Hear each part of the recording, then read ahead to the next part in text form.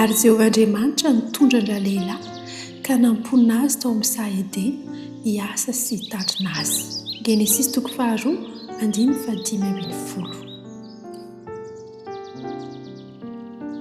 Nomen'Andriamanitra tontolo tsara i Adama sy Eva, ilay razam-bentsika voalohany. Farany kanto sy tsara indrindra, Genesis 1:1-3. Ary hitan'Andriamanitra fa tsara indrindra izay zavatra rehetra nataony.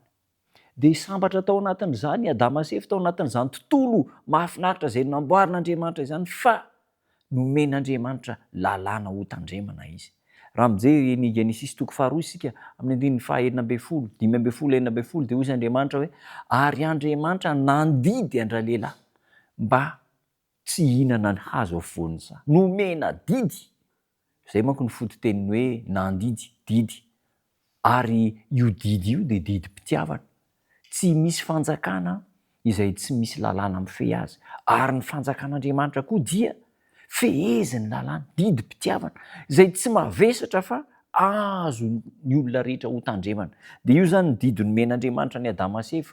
Andriamanitra nandidy an-dRalehilahy ka nanao hoe ny azo rehetra ao amin'ny saha dia azonao ihinanana, fa ny azo eo afovoan'ny saha, fa lalàna ny tsara sy ny ratsy aza hohanina, fa amin'ny fotoana izay hinananao azy dia maty tokoa ianao. Eo amin'ny fiarahana amin'Andriamanitra dia ny fankatoavana no zava-dehibe indrindra. Fankatoavana tsy teren'ny tahotra na ny henatra, fa fankatoavana vokatry ny fitiavana, satria Andriamanitra efa nanomeny tsara indrindra ho an'ny taranak'olombelona. Tsy misy fiarahamonina irindra raha tsy fehezin'ny lalàna.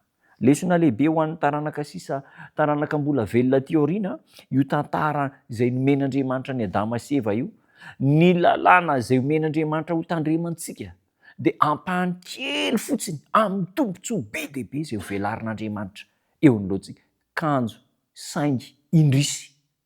Tsy fointsika matetika ny tandrona ny lalàn'Andriamanitra, fa aleontsika very ny fitahiana sy ny fahasoavana be dia be omen'Andriamanitra, toy izay anaraka tsipiriany ny ampahany kely izay tian'Andriamanitra ho tandremantsika.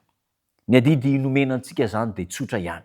Ny voalohany indrindra dia ity an'Andriamanitra satria nanome tombontsoa antsika izy, ary ny faharoa dia mankatoa ny fitsipika rehetra izay napetrak'Andriamanitra. Lalàn'ny fitiavana izy io, ary eo anatin'izany ihany koa le asa izay efa niresantsika teny aloha. Tsy misy fifaliana mihitsy eo anivon'ny fiarahamonina, eo anivon'izao tontolo izao, raha tsy misy ny fitiavana, tsy misy ny fahatokiana sy ny fankatoavana, ary misy ny asa ivelomana. Ireo zavatra telo ireo no nomen'Andriamanitra ny Adama sy Eva mba ahatomombana ny fivelomana, ary mbola ireo ihany koa nomenantsika ankehitriny ahasambatra antsika. Ny tena fahasambarana indrindra dia zao no voalaza. Tsy amin'ny aitraitra eo amin'ny fananany zavatra sarobidy no misy ny tena fahasambarana, fa eo amin'ny firaisana amin'Andriamanitra eo afovoan'ny zavaboary mahatalanjona. Raha mba tsy variana loatra amin'ny zavatra amboamboarina mantsy ny olona, ary tia kokoa ny fahatsorana, dia ho mahatakatra misimisy kokoa ny fikasan'Andriamanitra ho amin'ny fiainany.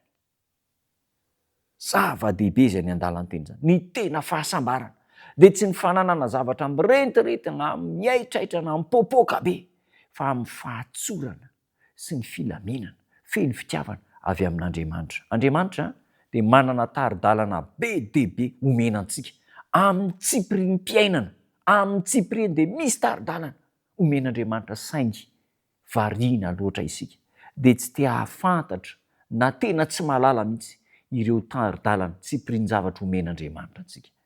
Hitanao ny Tompo, ampahery-anao ny Tompo, ary mba ho rakitra so ao amin'ny fiainantsika, ao am-pontsika ilay loharanom-pifaliana izay nomen'Andriamanitra antsika, dia ilay zavatra anankitelo: ny fahatsarana, ny fitiavana, ny fankatoavana, ary ny asa izay omen'Andriamanitra antsika. Hitanao ny Tompo, hivavaka isika.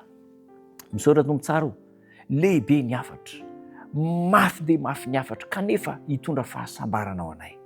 Ampio zay hitianao Andriamanitra ka hankatoa ny baiko rehetra omenao, ary ny asa izay omenao anay, na ny fianaran'ireo zanakay, na ny fivelomana iray aman-dreny, dia tahio amin'ny fomba manokana. Amin'ny anaranao Jesosy Tompo. Amen.